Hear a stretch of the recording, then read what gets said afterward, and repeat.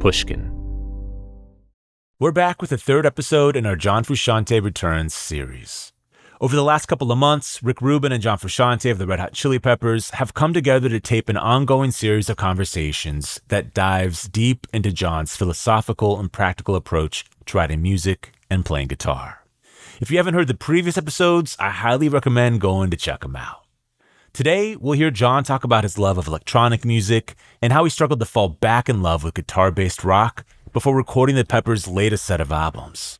He also talks about the process of making Californication, and near the end of the interview, picks up a guitar to play through some of his most well-known guitar parts from that album. This is Broken Record, liner notes for the digital age. I'm Justin Richmond. Here's Rick Rubin and John Frusciante from Shangri-La. Have you ever taken a principle that you've learned in painting or from another art form and brought it into music? I think so, but you know, it's not. It's not specific. Not conscious, not that I can think of anyways, but those years that I was just painting and drawing and writing in notebooks, that's what made me see how I could make music again, because I thought I was done making music. Yeah. But it was through doing that and realizing that I was realizing what I was incapable of in that I was capable of in music, like what I wanted to do with that. I didn't have enough I didn't used to appreciate the technical, theoretical and all that. But once I realized what I wanted to do as a visual artist, that I couldn't do it in visual art, it was real clear that I could do exactly that in music. And do you think it's because you'd spent so much time practicing music before? Is that why that was? That's why, like had you started as a painter? Oh yeah, then I would have had that technique. Yeah. So it's really just the time the commitment, previous commitment. It was strange because I did so much in terms of the thinking, in terms of theory and technique, that by the time I found myself as a guitar player, what I thought I was doing was forgetting about all that stuff. Yeah. And when I painted, I continued to just be free. And then when I realized the things I saw in my head, I wanted to be able to do, and I knew what aspects of whose styles I wanted to combine, and I didn't have the technical ability to do it. And I thought, God, with music, I can do that. If I want to make something that has like the melodic sense of this person and the rhythmic sense of this person and the sound of this person, I know how to do it. Is that all art? I feel like maybe it is. Like all art is all of the different things that we've taken in and seeing, oh, this aspect of what this person does is really interesting. And this aspect of what they do is interesting. Yeah. And this aspect of what someone else does is interesting. And no one has put those together before. And that's a new form. And it's probably the lineage of art has always been built on things of the past shown in a new way that we've never experienced them before. Yeah. In playing along with other people's music, I constantly notice that somebody's taken one part of one thing and another part of another thing, and they're together. And I don't know if the things were conscious, but you see it all the time. Yeah, I figure there's just so many combinations, and so we're just spitting them out and we get them from different places. And sometimes I imagine it happens by mistake, where you'll be playing in one style. Yeah. And then a mistake will lead you into a different style, but it works. And then it's like, oh, these two styles go together. And I wouldn't have consciously thought that. Yeah. Do you remember when you heard that Joe Jackson song? Like, did you hear it within a year of writing? I was just listening to that record a lot. I mean, I knew I was really into his music when I was growing up. Yeah. And I was into him since I was a little kid, since I was 9 or something. But what's interesting is that for whatever reason, at that moment in time, you were going through a Joe Jackson phase. Yeah. The world was not going through a Joe Jackson phase in that moment. No, yeah. But you were. Yeah. And that was the information that allowed you into a new thing. And I feel like that's where the magical part of it isn't that it comes from the Joe Jackson song. It's that, why were you listening to Joe Jackson then? Yeah. And the theory would be because it had the information you needed, even though that's not why you were looking for, do you know what I'm saying? You weren't listening to it as a reference material. You were listening to it because you liked it. No, but I particularly liked that record at that time, Beat Crazy, that it's on. I was listening to it a lot. There were certain records. I was really into the new George Michael record as well, that Listen Without Prejudice, Volume 1. When we were writing Blood Sugar, I was listening to that all the time. Like, they were just examples of pop music where somebody was going in a direction that was different from what they were known for. Like, Joe Jackson did that even more on his following album. But on that album, there's certain things on it. He has this song called One to One that's like a ballad, a really strong kind of ballad song. It was just different than the kind of power pop.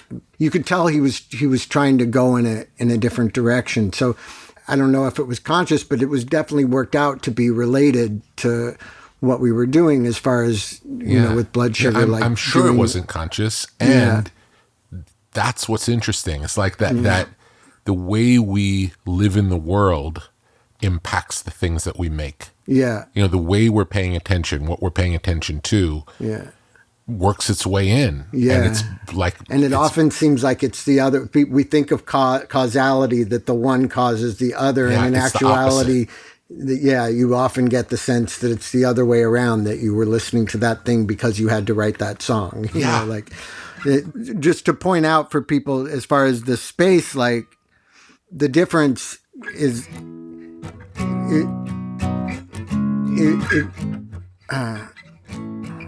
what would be the regular way? It would have been like this.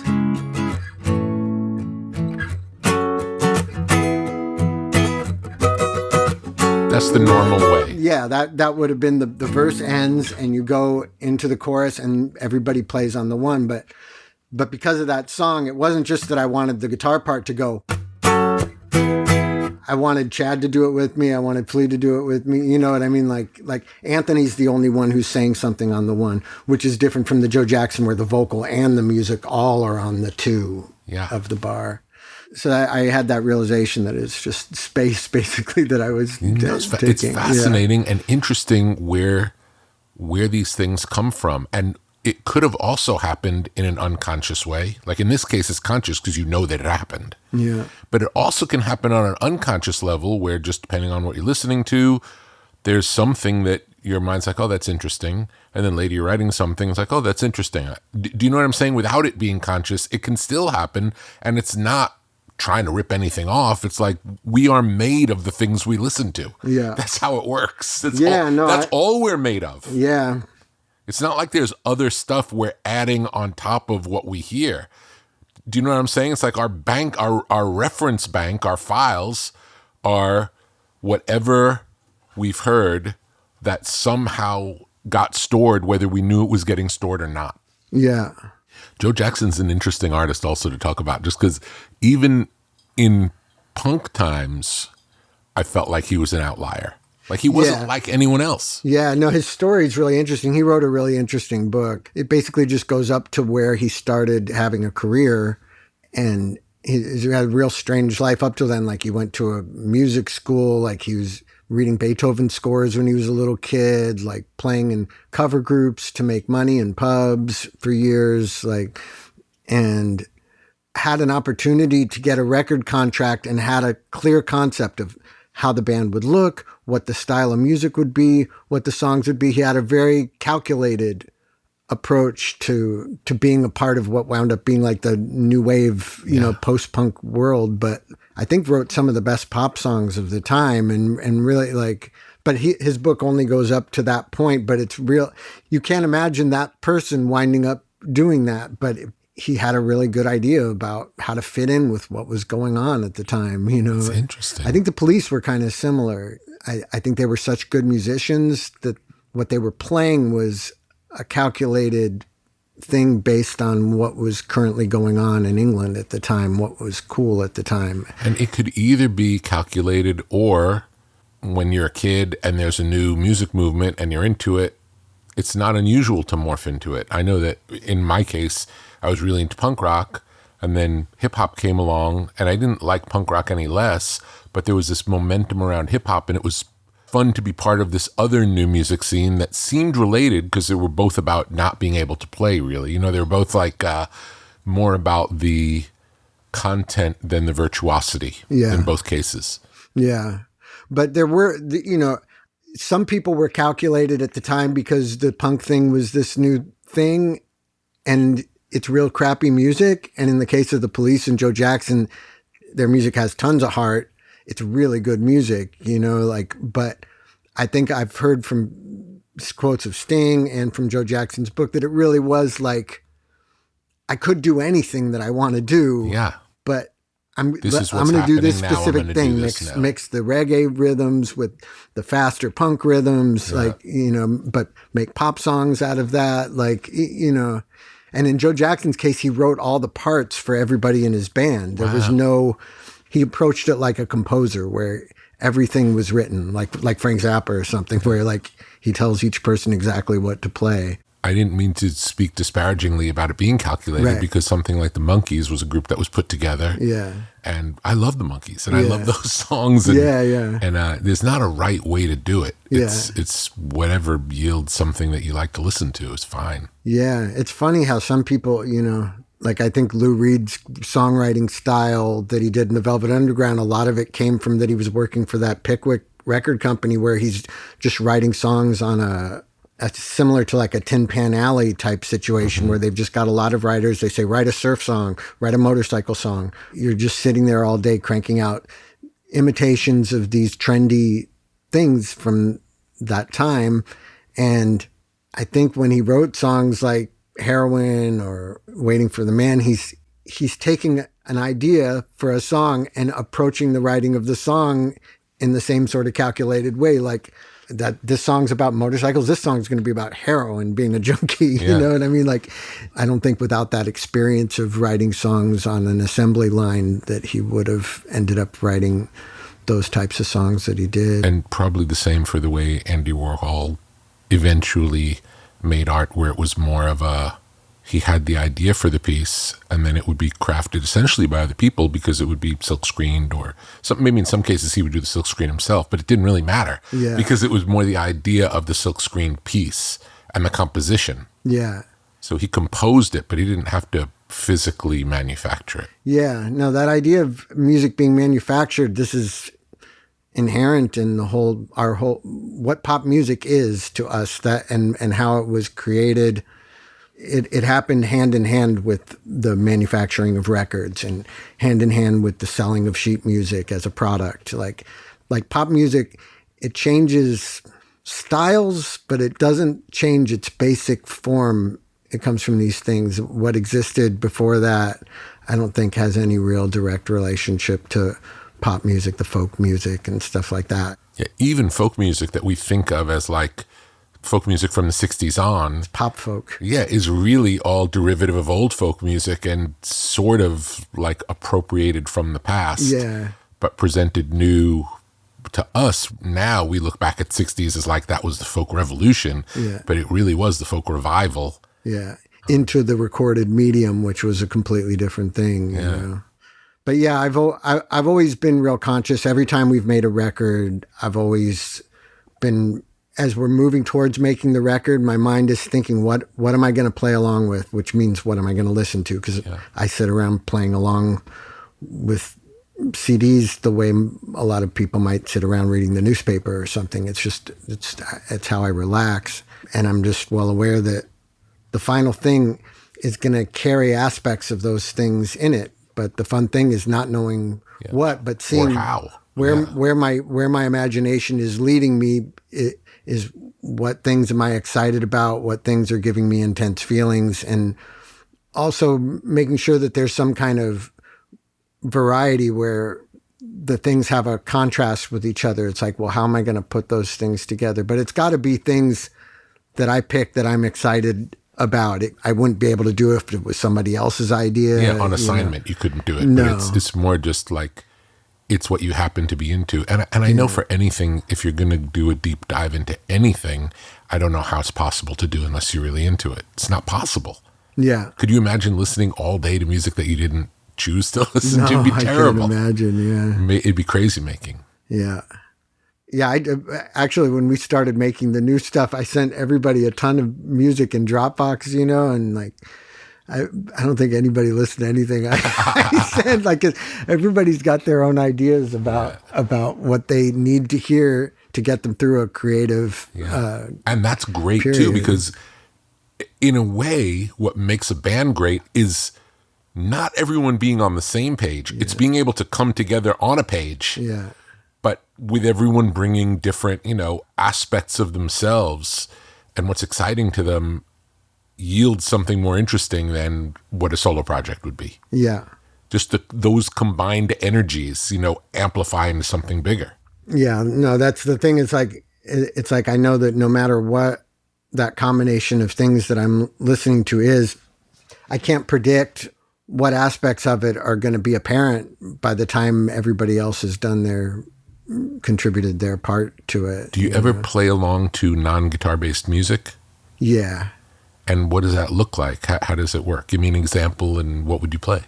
Lots of things. I've had periods where I'm like figuring out the harmonies to Beethoven and Wagner and things like that. Like where if I'm listening to it and I have and I can see in my head how I could approach some of the harmonies in it and get some kind of conception of it, I do that. But more often, I guess since I was a kid, I used to figure out like the heads of jazz tunes and stuff like that. But in my adult life, like in the Chili Peppers, I think the thing I've probably done the most is play along with synthesizers, whether it's like I know how to play all the synth parts on all the Depeche Mode records from their first album up through like 94. Like I know every little melody that comes in, I know how to play it. So I can just play along with the same song like 4 or 5 times and every time play it differently because I'm playing with different group of parts. And so, yeah, like there's lots of synth pop that I play along with the synth parts too. There's lots of electronic music and rave music that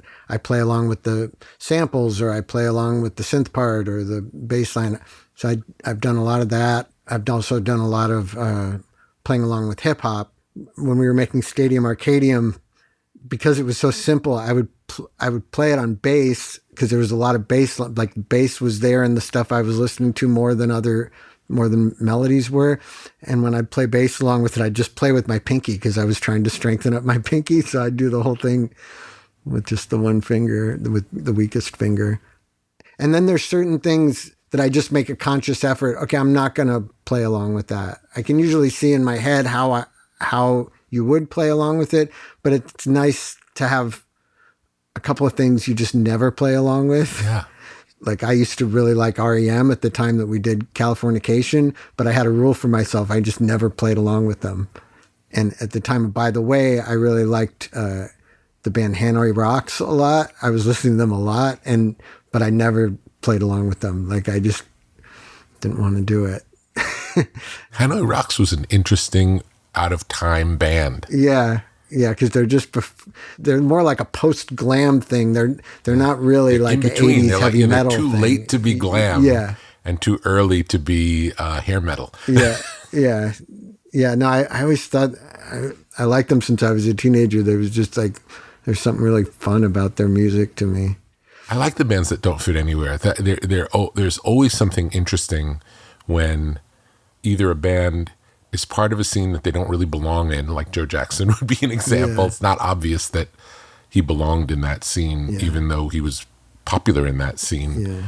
Or where there is no scene associated, where it's just sort of a fringy thing. Like I think of or albums that don't sound like other albums. The Love Forever Changes album is one of my favorite albums, and I don't know any other albums particularly like that. It's so nothing sounds like that. And it's so good, and it's so one of a kind. Like how come there's not 50 more like that in the wake of that? Yeah. It's just a singular thing. Yeah. No, there's a lot.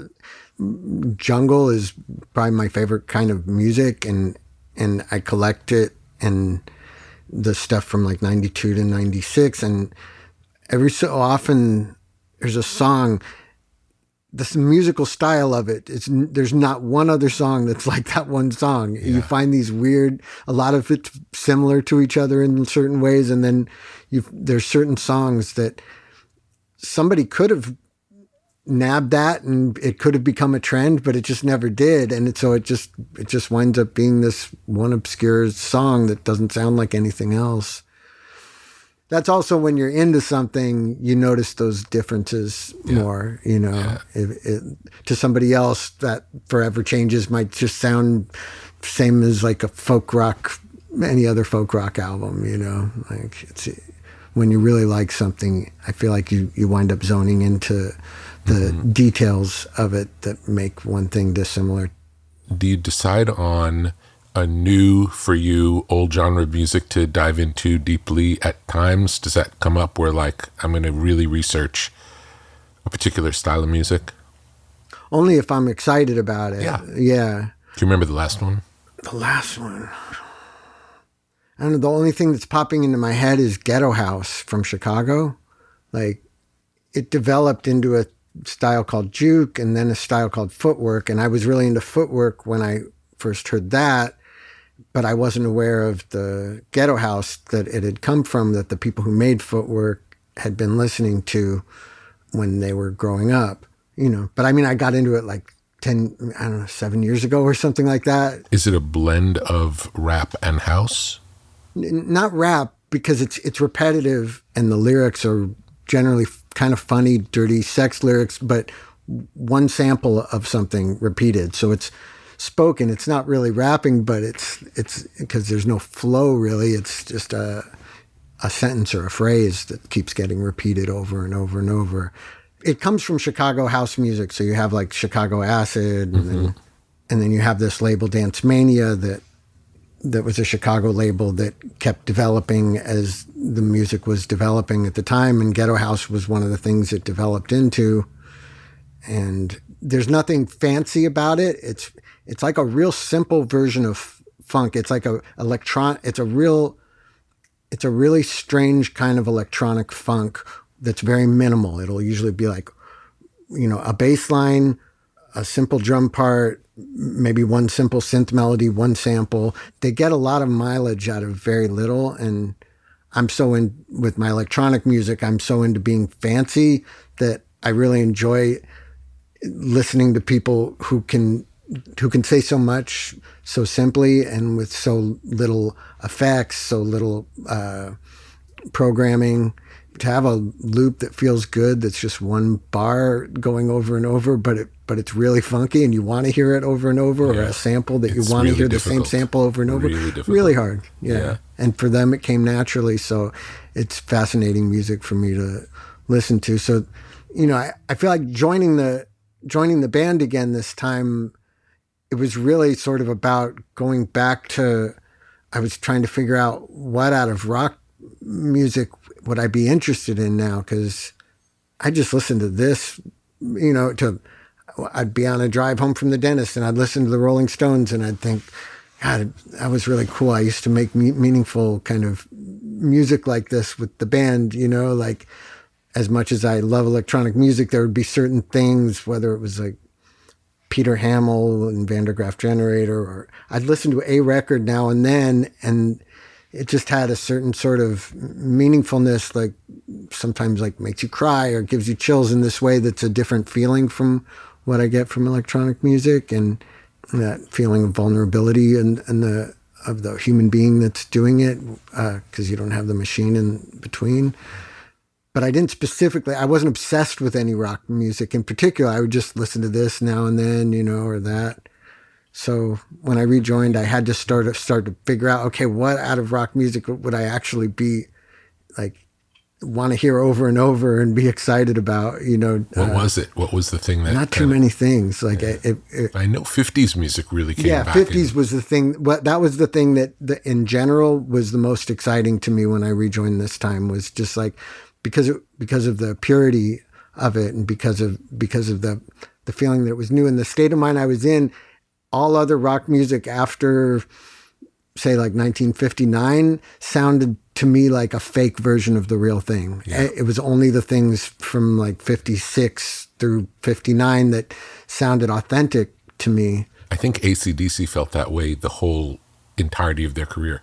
Right. That, like, music ended sort of with Chuck Berry. Like, everything post Chuck Berry doesn't matter. Yeah, I'd never seen it exactly from that perspective until whatever that was, 2020, that the band started playing together, and I started and I started writing music with them, I was like, wow, the only rock music that does the same thing for me that electronic music does emotionally is the 50s stuff. Because it's the same with electronic music. I like, my favorite things are when a style has just blossomed, when it's when they've just come across a certain way of doing things and a certain kind of spirit and emotion and style.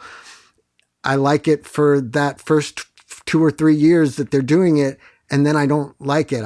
Then I like whatever the thing was that came a few years after that, where somebody was influenced by it but was doing something completely different.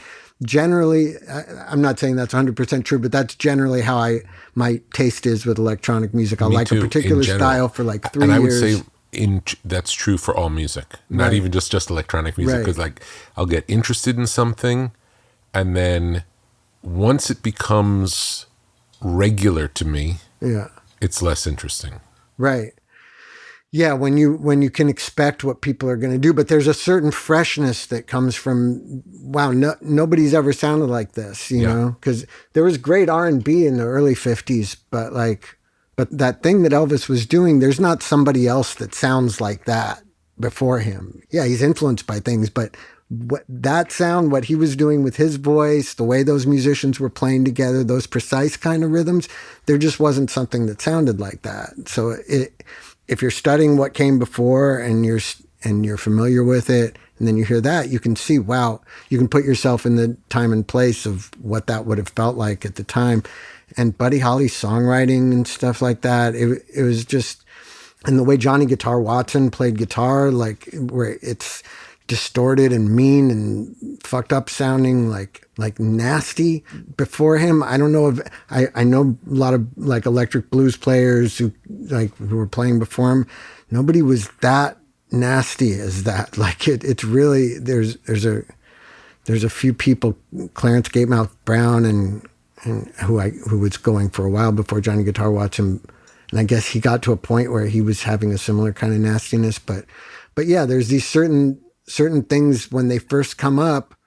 So I was so into those kind of players that stuff like Cream and the Yardbirds wasn't seeming as exciting to me or Jimi Hendrix even, like wasn't sounding as exciting as the people that they were listening to, because that's where I heard that freshness. So I was definitely into 50s music the whole time, but also Susie and the Banshees sounded good to me right away, right when I rejoined, and that was something I was enjoying playing along with a lot.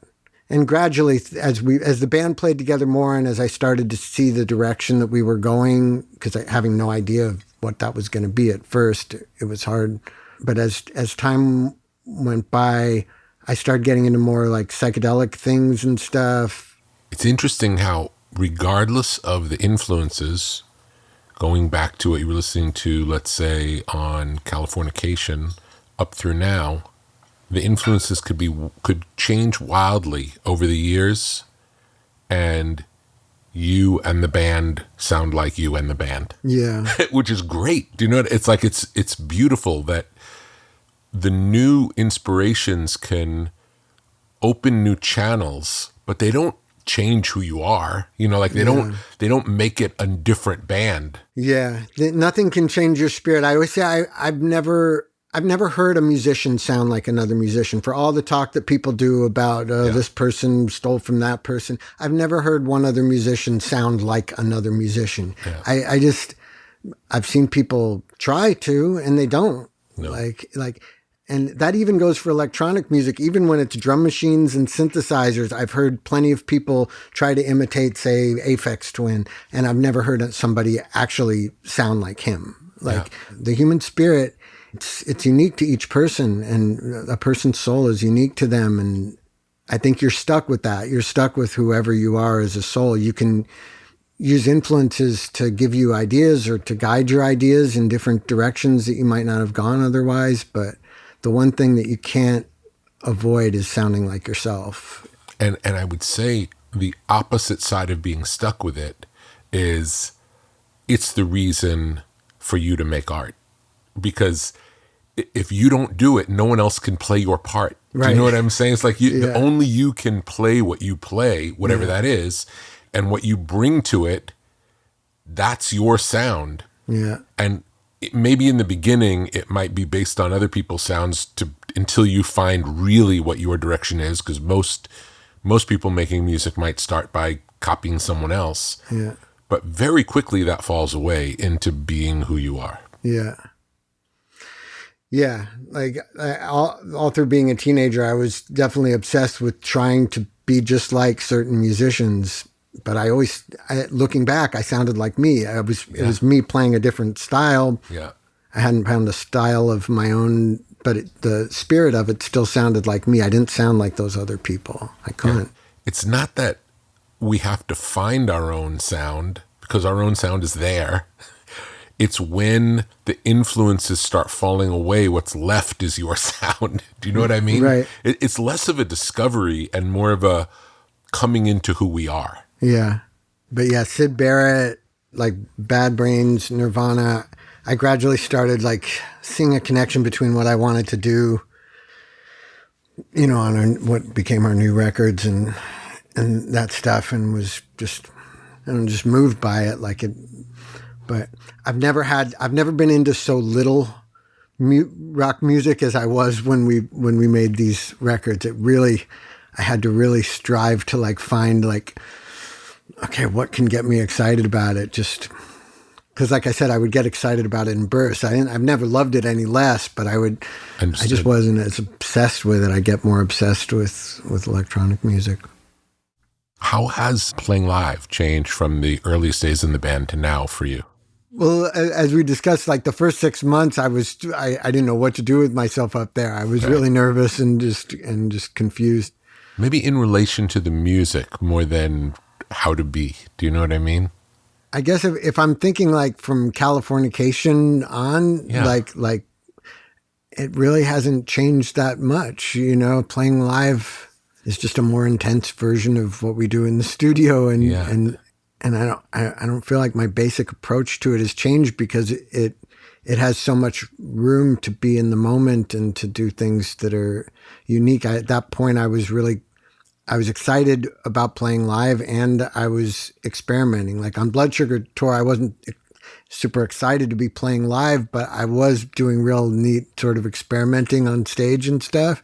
But from Californication on, it's like I'm exploring things and I'm excited to be there. So it's got that same indifference that I had on the Blood Sugar Tour where I'm not worried if I fuck up or if the energy falls apart for a second. I'm not worried about it, but it's backed by like enthusiasm about playing with the guys and about, you know. So how different would you say it is from night to night for you? I didn't mean enthusiasm wise. I mean like musically. How would you say?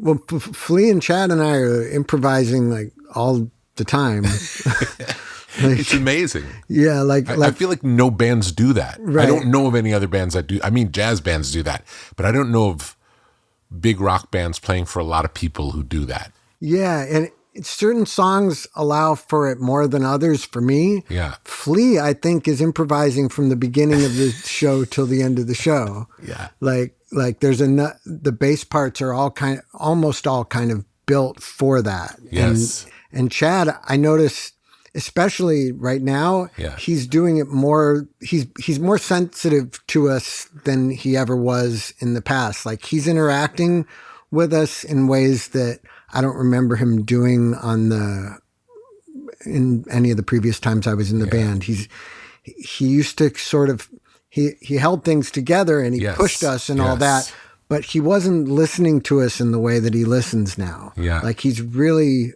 sensitive as a person too. He has a sensitivity that I did not associate him with having anything like that when I rejoined, you know, because he's an incredible musician. Yeah. He's an incredible musician.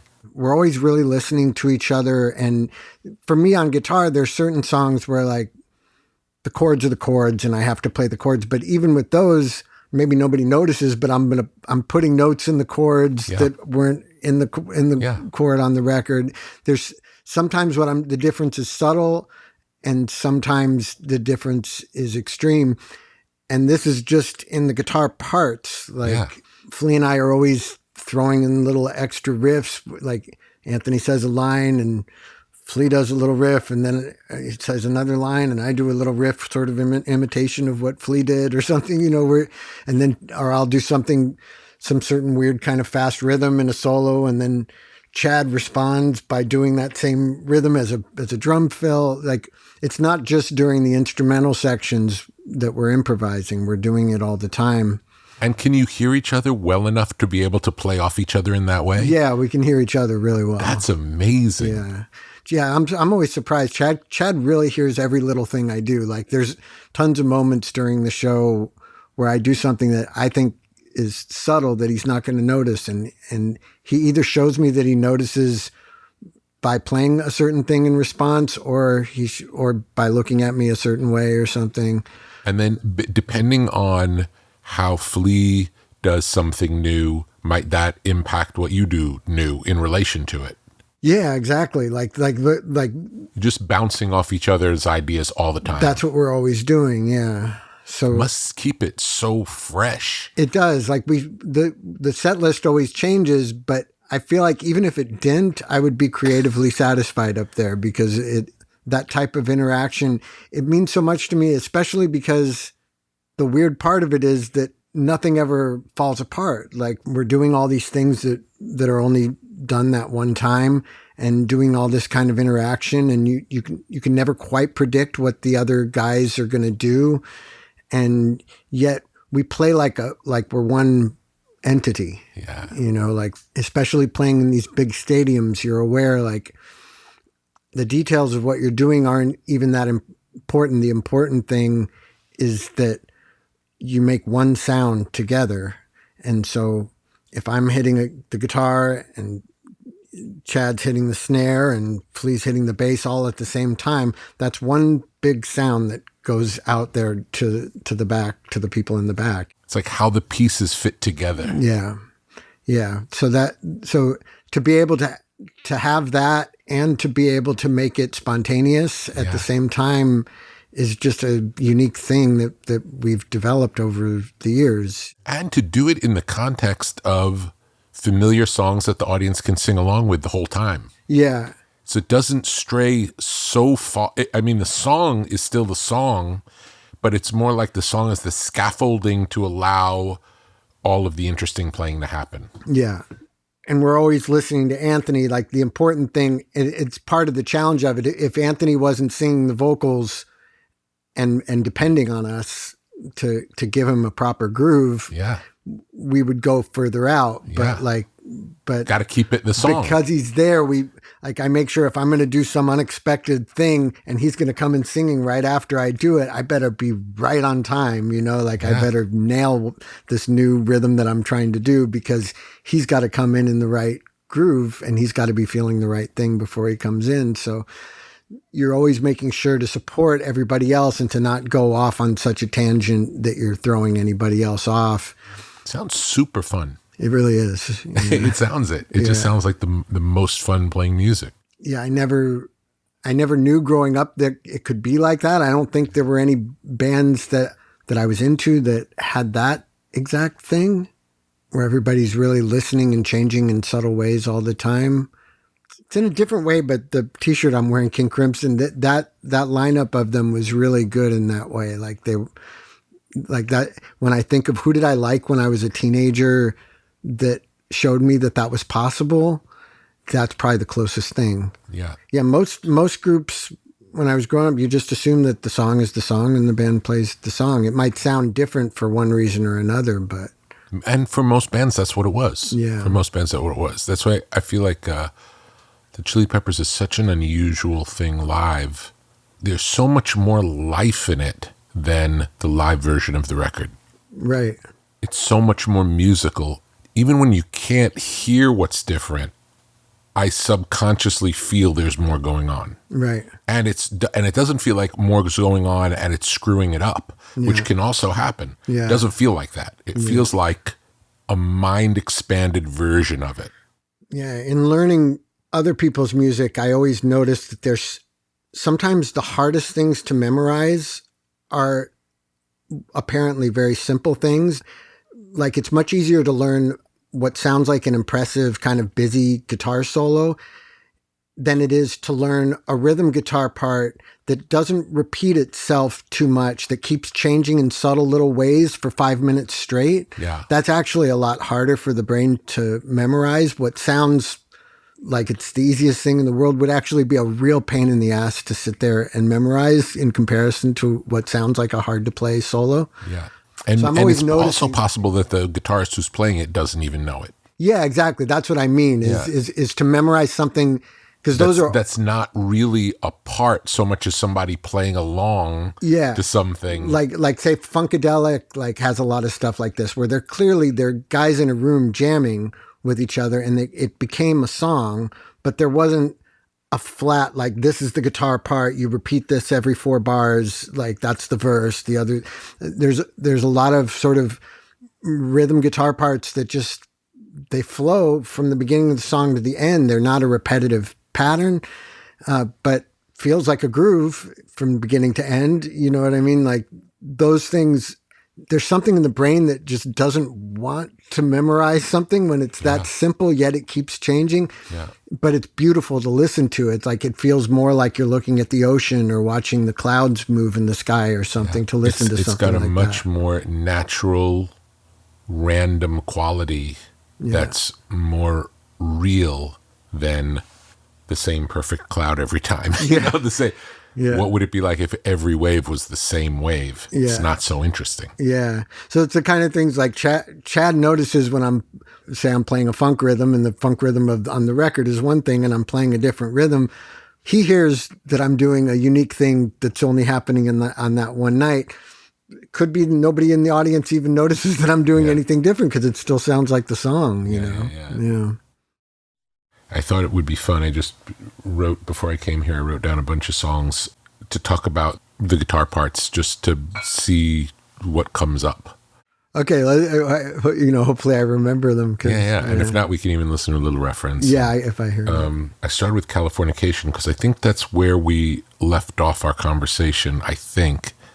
Did we talk everything about Californication last time, or just? I feel like we touched on it, but it wouldn't hurt if we're gonna go through through Californication, by the way, and Stadium. It might be good to talk a bit more about Californication. Yeah.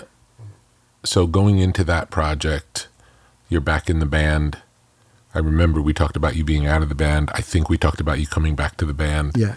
Right. I think where we left off when we talked about it was I was kind of talking about how my technique wasn't where it had been. Yep. So I had to come up with a different style of playing and be inspired by more like new wave guitar players as opposed to Guitar Hero kind of guitar players, and found a style from that.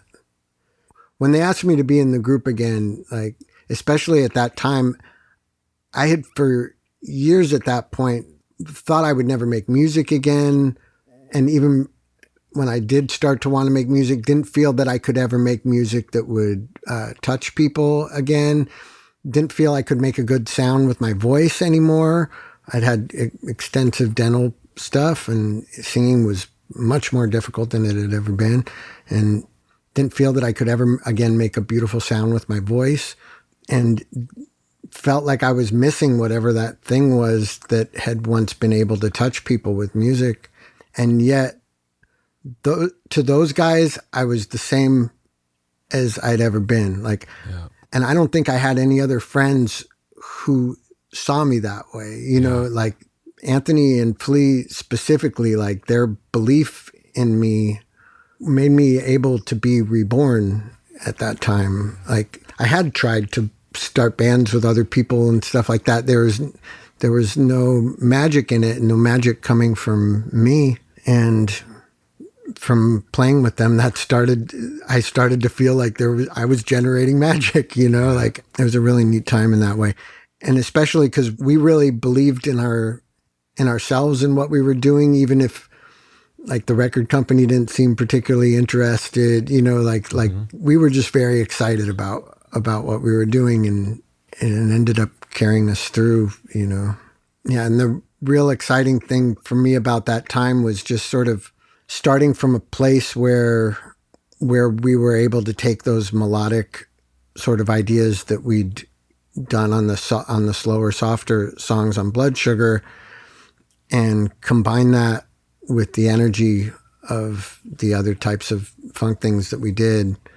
And for me to be able to play guitar in a way that has some blues aspects in some parts, but had more of an influence coming from the late 70s and early 80s new wave, what's now called post-punk, that I was finding ways to incorporate those influences more than I had previously. And I was depending on Hillel's style less than I ever had. Like, I was able to really like find there was a place for that Hillel influence stuff. It's certainly there on Californication, but all those things like Californication and Other Side and Easily and all these songs, they were just, I felt like it was a style that I was creating specifically for the band, and I hadn't heard those things go together before. I think before I'd had a fixed idea of what Flea's role is supposed to be or what my role is supposed to be, and I just started to be able to find that I could put those things aside, Scar Tissue, just play things that really sounded like nobody but me. And it worked really perfectly in the context of the band, and everybody just made it better. And it did seem like some of the influence, writing-wise, were more from synth-based bands. You were playing guitars in the band, but the songwriting didn't necessarily sound like guitar-based music. Yeah, because my favorite music at that time was like Massive Attack and Tricky and Depeche Mode and the Human League, and I was listening to all this electronic music. It was actually really hard at first because, similar to what I was saying about the current time in a different way, when I first joined, I found rehearsal seemed really boring if I listened to the kind of music I liked to listen to before I went to rehearsal. So like if I started my day listening to like Depeche Mode and Massive Attack, if I went to rehearsal, I would just be sitting there thinking, God, we sound really boring. And, like this sounds like it didn't have anything texturally interesting about it. It seemed like a bland kind of color. So I had to force myself to listen to guitar-based music.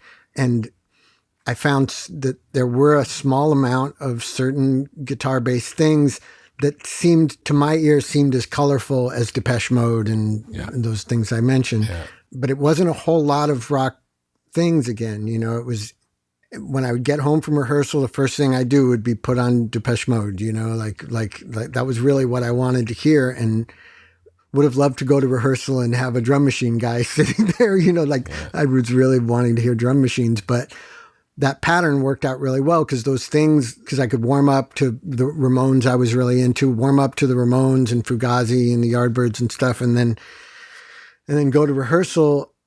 And something about that combination of that, on one hand, I'm inspired by these other people who have done things with guitar, and on the other hand, the melodic things that are exciting to me are coming from this other style of music that's done with other types of gear. Did you ever hear the acoustic Depeche Mode demos?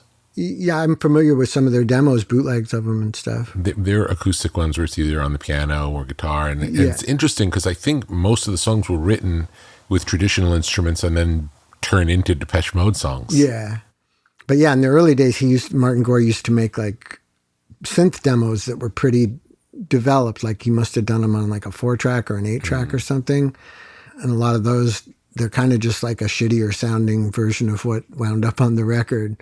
But I think as time went by, he started bringing the songs in more just on guitar, so the producer and Alan Wilder and stuff could come up with more of an electronic vision of it. They got really good results from doing it that way. Both ways, though.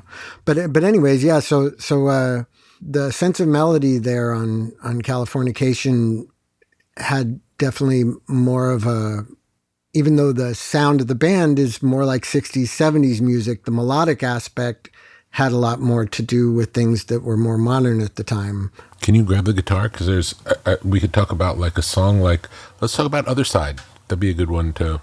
That guitar part, you can't play it without the bass part because that's fine. Because it's it wouldn't sound. Yeah, it doesn't sound like the song. No, it just sounds like a part of. It's just because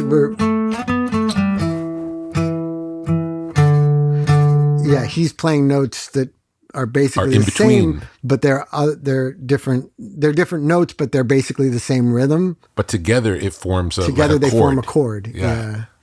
How'd that get written? How did it come to be like that? I came in with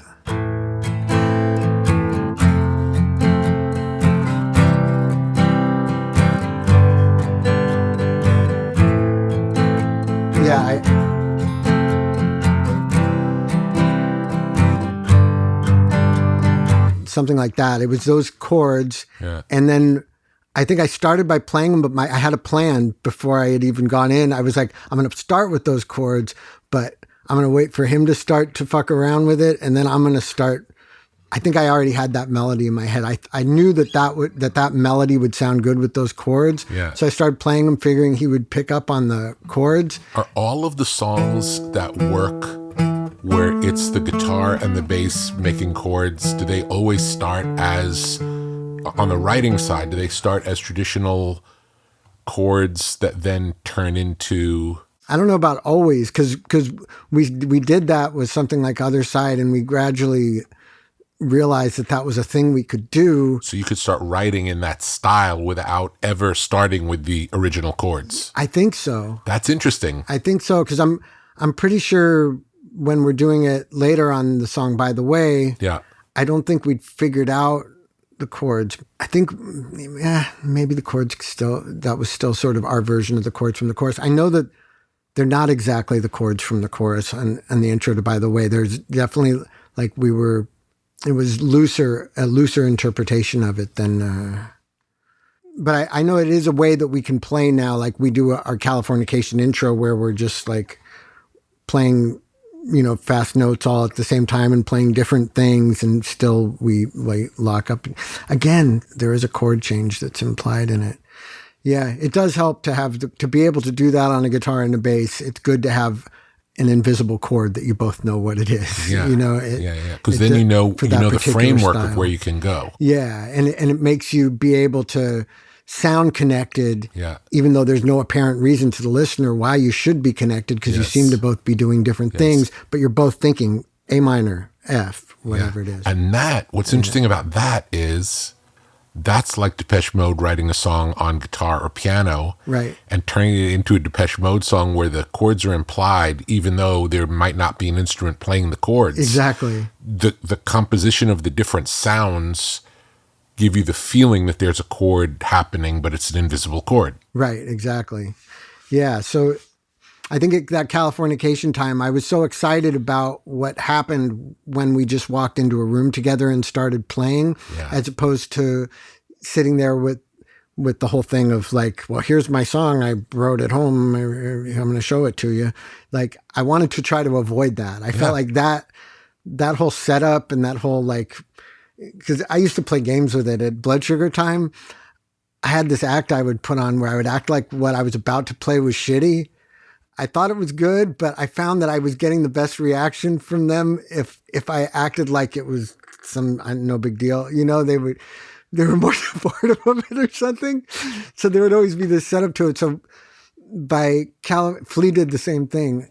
I mean, I don't know how much of an act necessarily, but yeah, like it really used to feel like if you acted like you were not confident with what you were doing, or if you weren't confident in what you were doing, the other guys would be supportive of you and stuff. And whereas if you walked in and said like, I got this riff, it's the best fucking riff you ever heard in your life, you just weren't going to get a good reaction from them, So funny. So by Californication, I'm starting to realize like I don't have to say anything. I can come in with those, because I don't know how I knew those would go, but maybe I'd recorded them on a cassette recorder, and I was probably playing these chords, and I was playing guitar to the cassette recorder, and I was probably going bum bum bum bum bum bum bum bum bum bum bum bum bum bum bum. So I knew the two things went together good, but I was like, I'm not going to go in and show Flea, so, hey man, play A, F, C, you know what I mean? Yeah. I'm just going to go in and play the chords and see what happens. And, like, and he plays what he 10 plays. 10 minutes later, like we had this beautiful, thing where we're weaving in and out of each other. And he's going up when I'm going down and all, it's just like. When I hear it, it definitely makes me wonder how it happens. Yeah. Like it's not that it works together so magically that without me knowing that there is an invisible chord at play behind the scenes, it's impossible to even know how anything like that ever gets written. Right. Yeah. It's cool when you take away the source of where something came from, so it's a good device in songwriting. And in that song, is it just those chords over and over again? Because the chorus is the same, Yeah, no? yeah, exactly. It is. So what changes from the verse to the chorus? Well, there's the bridge is different.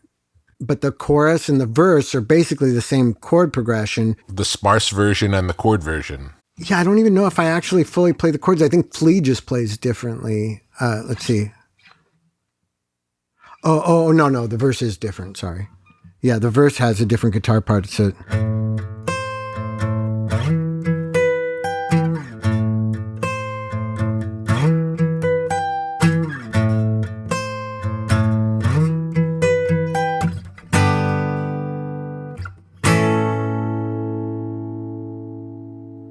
Yeah, that's the verse guitar part. So that other part is the chorus. And rather than play the chords, Flea and I had that thing worked out that we did. And then that verse also feels like that would also make the guitar part in the chorus seem less like it's related to chords. Because what you just played for the verse doesn't seem related to chords.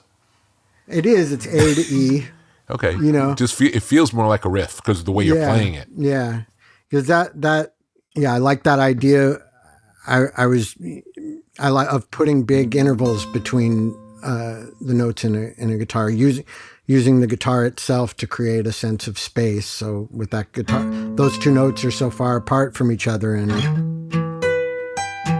there's so much space between them. It seemed like it gives space to the rest of the band to fill it in, as opposed to if I was playing the full chord, it would be like,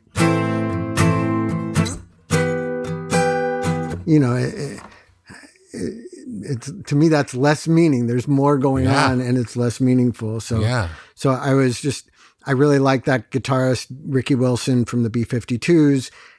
He had this way of playing where he only had 4 strings. He had the low 2 strings, and the high 2 strings were tuned to the same note, and he had no G string and no D string. And he would essentially be playing 2 different guitar parts at the same time, because it sounds like 2 different guitar parts, because he's sort of playing a bar chord on the low strings, and then the high strings, he's playing a kind of a melody. And it gave him a real unique right hand style to be able to do that, because sometimes they alternate. The right hand alternates from the high string to the low string to the high string. Sometimes they play at the same time. So they have 2 separate motions to them. So that was somebody who I know I was inspired by in that way, but it's something I'd just been messing around with even at Blood Sugar time. And it was I remember when I first did it, it was inspired by listening to him, but that whole sort of style of playing where you're going like,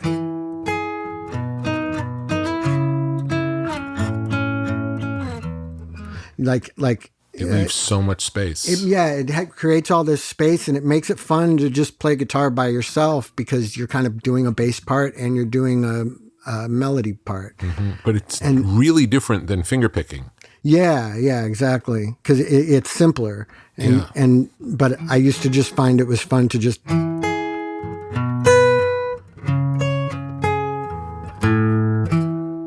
It's more like piano in a way.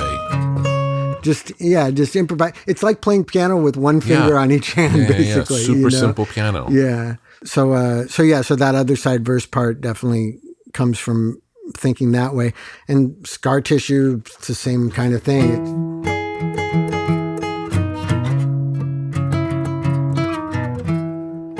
Same kind of thing. Just wanting to put big intervals between things, because I'd always play along with music all the time. There's certain things like that I'd wonder, like, I'd notice, like, not that many people have done this for some reason. It's a stupid thing, it's like, it's nothing complicated or anything, but I just hadn't heard a lot of people doing it. So I'm always on the lookout for things like that. Like, what somebody maybe hinted at, but hasn't really done that much. I think some of my references for playing like that, Eric Avery and Jane's Addiction had a couple of bass lines that were like that.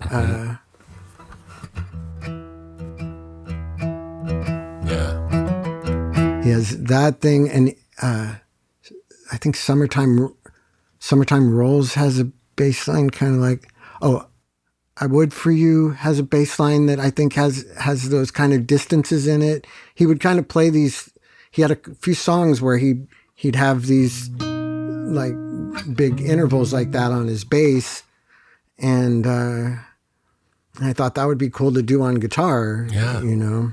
So cool. Yeah. Parallel Universe. Yeah.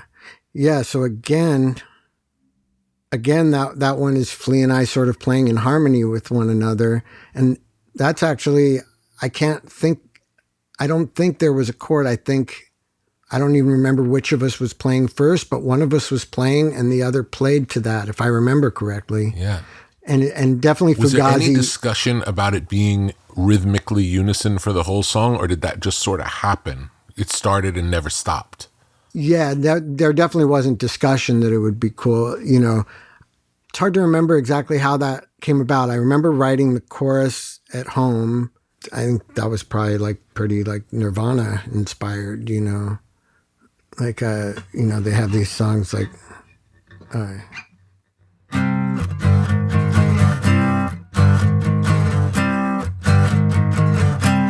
it's called Even in His Youth. That's a song, so same key, like...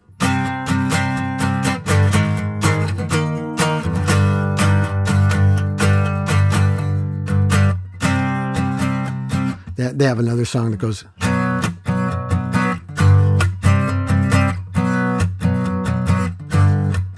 I really like those songs that had that sort of minor kind of dark feeling. They don't sound at all the same to me, but it's interesting that they do that. Yeah, I think in my mind, I was like, I'm gonna write something like Even in His Youth, and that was the...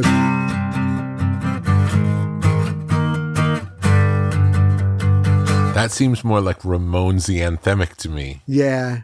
I mean, I'm also listening to the Ramones a lot at that time. Also, you know, for me to say, I think I used to kind of try to hide the Nirvana influence because I felt like they were our contemporaries and I didn't want people to know how much I loved them. But like I mentioned to you before, like when I was down and out and there was like all those years where there was no future, their music along with a few other people like David Bowie and Black Sabbath, it just meant the world to me. It just meant everything to me. And partially in their case, because I felt like it was something I'd felt inside me since I was a kid, because I loved punk. Punk was the music that got me into playing guitar, but also loved all different kinds of pop music and stuff. So for somebody to combine punk with pop as well as they did, it just, and somebody to be that good of a screamer, because Darby Crash was my favorite singer when I was a kid. And then, so to have somebody who's screaming like as good as Darby Crash, yet he's singing like melodically in this way that Darby didn't really sing.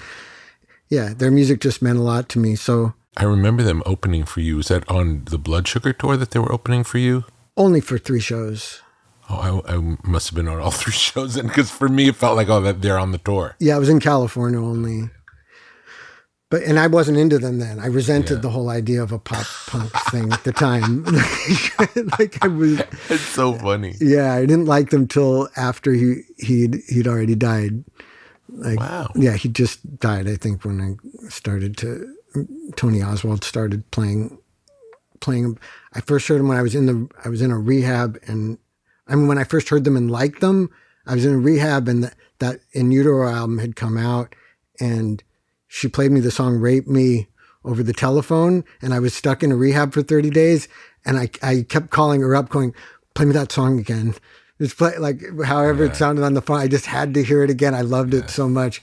Yeah, it was really that In Utero. It might've been before he died. No, I think it was still after he died, but I just hadn't heard that album In Utero. And that was and I still think that's their best album. And that was what got me real excited about them. Yeah, maybe the things about Nevermind that Kurt himself didn't like were the things that didn't appeal to me about it when it came out or something. Because once I heard them sound actually like raw and sound like just like guys playing in a room, that's when I realized. And I didn't even watch them when they opened for us. I was just in my own head. And so anyways, so I saw that chorus as like Nirvana thing. But like I said, a lot of times the things a lot of times the things we love, we don't hit us right at first. Yeah. That's not unusual at all. Yeah, I know it was that way for you with the Ramones. Yeah, it just made me laugh. Yeah. But anyways, being into punk since I was a kid, it was like, once I got into them, I was surprised that I hadn't landed on these ideas like when I first joined the band, you know, this way of sort of combining punk and pop, because like, I just thought the band didn't want to be, I didn't even think the Red Hot Chili Peppers would want to do something like that anyways, you know, like I wouldn't have thought. And they might not have wanted to right when you joined, actually, if you think about it, because it wasn't until, it took time for the mold to open of what the Chili Peppers could be. Yeah. It wouldn't have suited really the way Anthony was singing then. Yeah. You know, like it took time for it to turn into anything we like. Yeah. You know, that took time. Yeah. But anyways, it came real naturally. That song is definitely a combination of Fugazi and Nirvana in my mind. Like, probably quite a bit of our songs I could sum up in ways like that. I could say it's a combination of this artist and that artist or whatever. But really, but it does still sounds like us. Yeah, I was going to say, it doesn't sound like either of them. Yeah. What is the verse guitar part in Parallel Universe? It's like hard to play on this, but...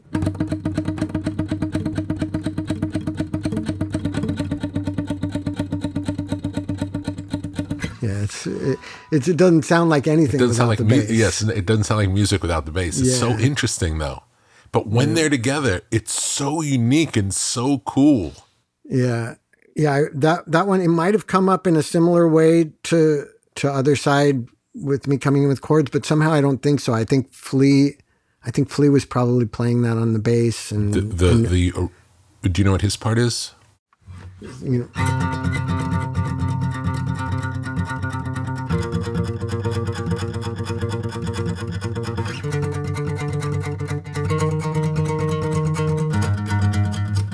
So that does sound more root. Yeah, that you can hear the music more. My part doesn't even sound like the song, like unless you hear it with that part. But with that, the harmony makes the whole thing feel like thick. Yeah, exactly. Like his part, you hear the song in it. Yeah, because he's playing the root notes and I'm playing the different intervals. But yeah, I guess come to think of it, that it must have been that I liked those three notes of Even in His Youth. So I wanted to do something with those that started with that basic tonality. I see. But the way I'm strumming it is like the Ramones. Like it's all downstrokes. And I was playing along with the Ramones every day. It was good for my rhythm hand. It got me stronger and stronger as we rehearsed. I kept being able to do downstrokes faster and faster, and became friends with Johnny Ramone at that time, which also had an influence on me in a lot of ways. He's the person who got me into 50s music. So I started like I learned all the guitar solos on all the Ricky Nelson songs. Were you already into old movies before Johnny Ramone, or was Johnny really the... No, I was into old movies, but he was able to show me a lot more about them and stuff that I didn't know.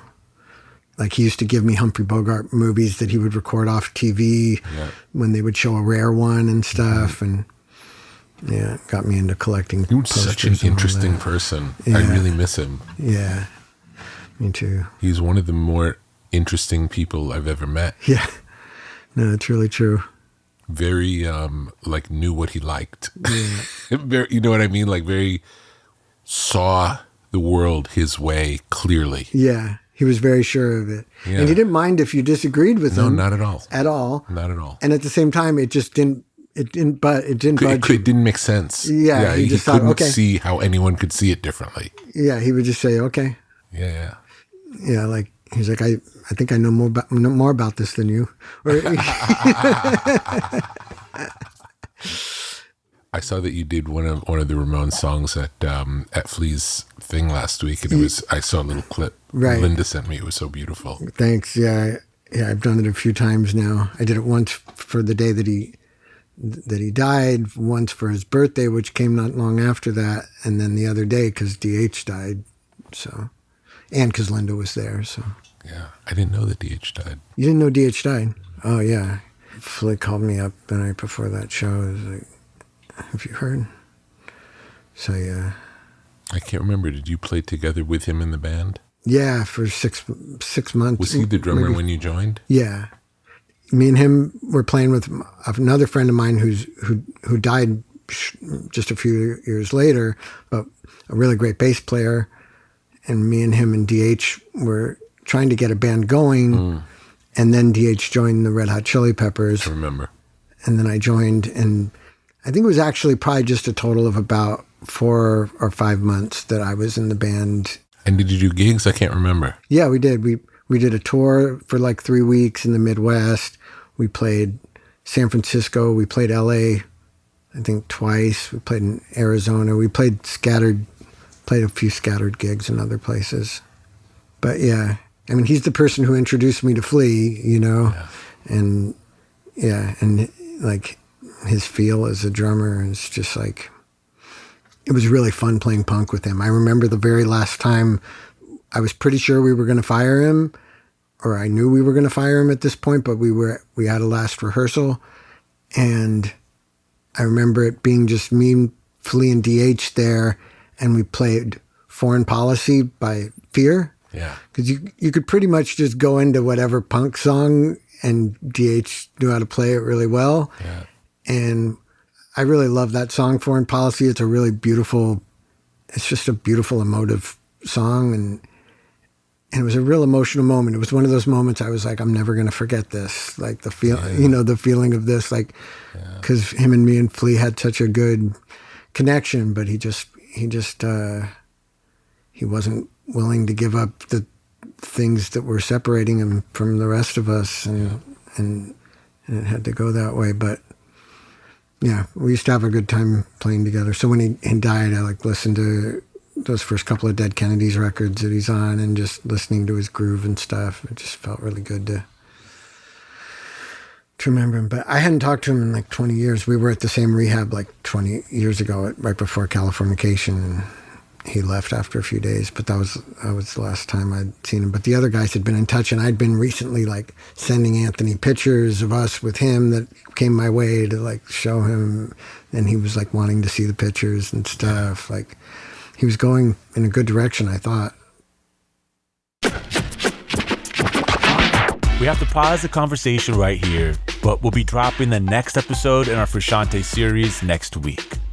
In that episode, John continues to play through Red Hot Chili Peppers songs, and he plays a snippet of his solo track Dying Song, and tells us why that didn't end up on By the Way. So be sure to keep an eye out on our feed. You can hear all of our favorite Chili Pepper songs on our playlist at brokenrecordpodcast.com. Be sure to subscribe to our YouTube channel at youtube.com/brokenrecordpodcast, where you can find all of our new episodes. You can follow us on Twitter at Broken Record. Broken Record is produced with help from Leah Rose, Jason Gambrell, Ben Tolliday, Eric Sandler, Jennifer Sanchez. Our editor is Sophie Crane.